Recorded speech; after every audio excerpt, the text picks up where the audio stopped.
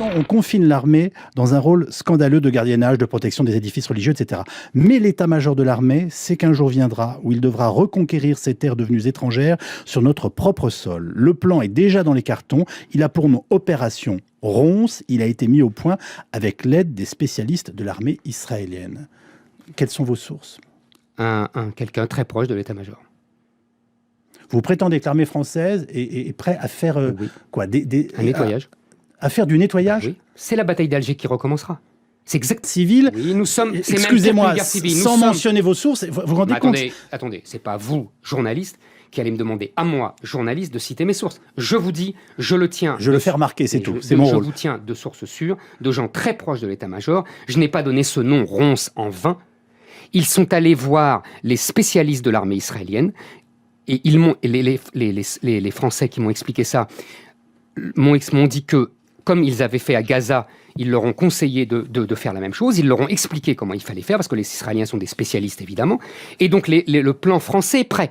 Parce que nous sommes dans une logique post-coloniale. Quand vous avez des immigrés qui ne s'adaptent plus au mode de vie français, mais qui imposent leur mode de vie, ça s'appelle de la colonisation, Yves Calvi. Exactement. Menteur, pharisien. Pharisien. Menteur, pharisien. Pousser les chrétiens et les musulmans à s'exterminer. Vous allez le payer très cher, les Européens. Mais à un point, vous n'avez même pas notion de quoi on parle.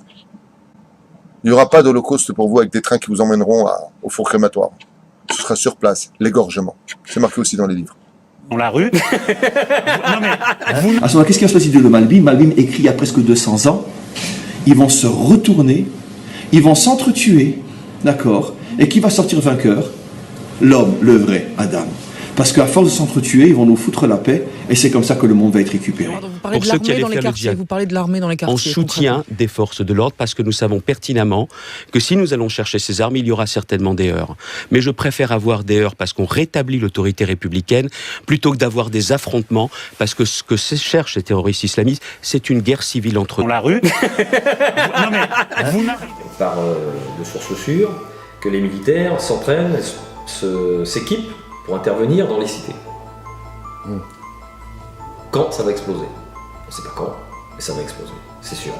Est-ce que ça va être une sorte de mini-guerre civile cantonnée dans certains quartiers ? Très probablement. Très probablement. Mais il y a un moment où il va y avoir un acteur politique qui va dire on y va, et on va y aller. Donc il faut s'équiper et s'entraîner. Vous avez des modes opératoires que je tairai ici. Nous, on travaille énormément, les CRS, ils travaillent, je ne travaille plus maintenant, mais ils travaillent sur des techniques pour des tueries de masse, notamment. Comment on réagit aux tueries de masse, comment on intervient sur une tuerie de masse. Les CRS s'entraînent. Et avec la volonté, il n'y a pas grand-chose qui va résister. On en est quand même dans cet état d'esprit. On en est à la porte, vous ne le savez pas, les Français ne le savent pas. Bon, c'est Zemmour qui l'a révélé il y a quelques temps en parlant de l'opération Ronce.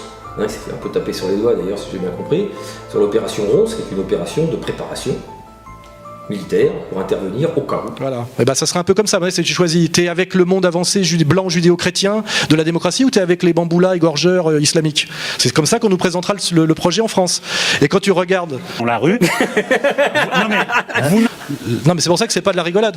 Ce choix qui nous sera fait sera un choix mortel, quoi qu'il arrive, parce que les gens comme moi qui diront c'est un faux choix, c'est un piège, évitons-le, nous sommes dans une situation où nous n'aurons pas le droit. On peut imaginer aussi qu'il y ait les idiots utiles qu'il faut, les agents de manipulation. Il suffit de mettre sur YouTube 2 vidéos de...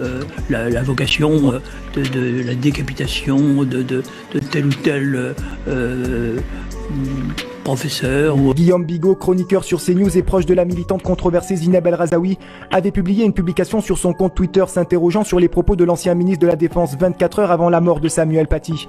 Selon Guillaume Bigot, Jean-Pierre Chevènement, proche selon lui du président de la République Emmanuel Macron, avait eu peut-être accès à une information relative aux menaces de décapitation planant sur un professeur.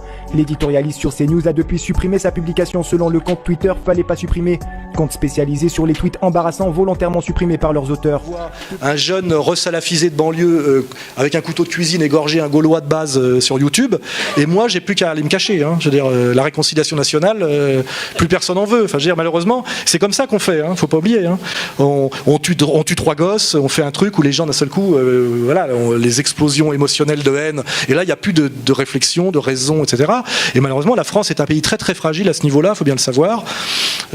Pareil, un pays qui a des très grosses contradictions sociales liées à une trahison de nos élites pour des raisons de soumission à la logique bancaire et qui a intérêt à dévier un conflit social légitime en conflit ethnico-religieux. C'est leur intérêt.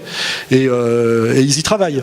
Et les médias nous présenteront le monde libre, blanc, judéo-sioniste, ou le monde horrible des égorgeurs musulmans. Ça sera ça qui nous sera présenté comme alternative.